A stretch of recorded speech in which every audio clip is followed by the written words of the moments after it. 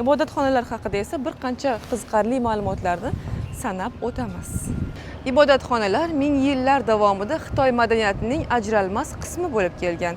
Tog'li hududlardagi ulug'vor buddist monastirlardan tortib, gavjum shaharlardagi oddiy xalq ziyoratgohlarigacha bu muqaddas inshootlar uzoq vaqtdan beri ibodat, madaniyat va san'at markazlari bo'lib xizmat qilib kelgan.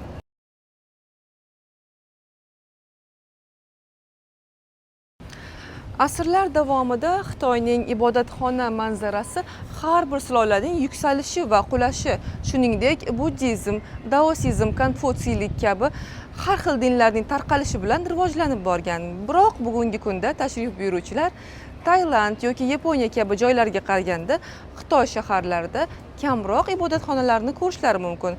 Buning asosiy sababi esa tarixiy voqealarga va zamonaviy o'zgarishlarga asoslangan.